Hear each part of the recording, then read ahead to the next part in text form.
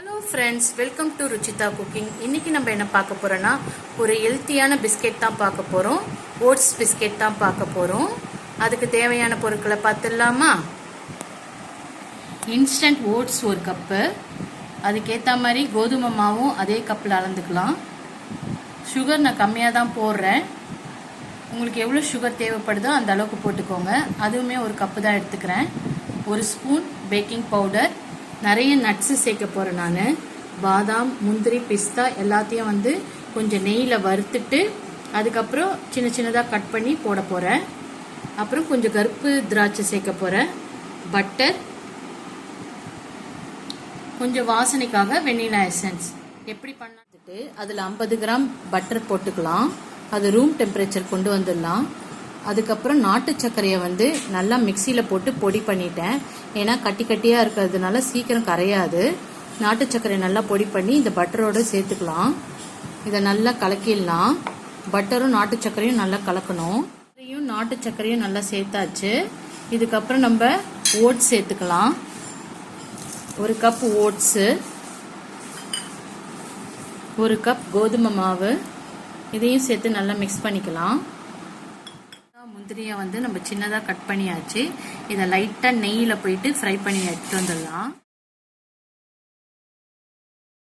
Baking powder சேர்த்துக்கலாம், 1/2 teaspoon. கருப்பு திராட்சை சேர்த்துக்கலாம். நெய்யில் வறுத்த பாதாம், முந்திரி, பிஸ்தா சேர்த்துக்கலாம். வாசனைக்கு பிஞ்ச் ஆஃப் சால்ட் சேர்த்துக்கலாம்.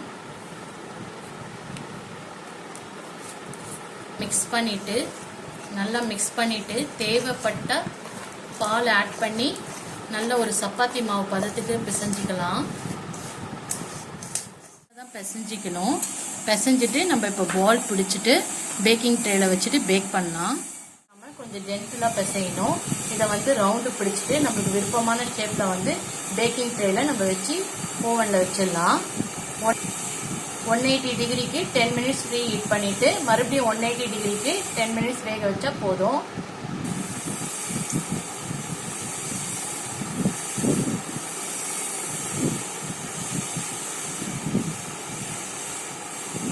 அவ்வளோதான். பேக்கிங் ட்ரேல கொஞ்சம் பட்டர் தடவிட்டு கோதுமை மாவை டஸ்ட் பண்ணி வச்சிருக்கேன். இது மேலே தான் நம்ம அந்த குக்கீஸு பிஸ்கெட்டை அடுக்க போகிறோம். அப்போதான் ஈஸியுமே.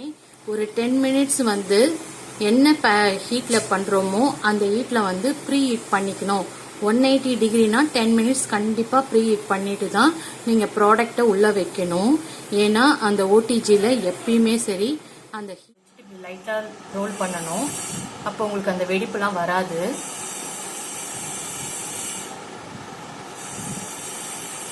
லைட்டாக ப்ரெஸ் பண்ணிக்கலாம். அவ்வளோதான். இதை பேக்கிங் ட்ரேல வச்சிடலாம்.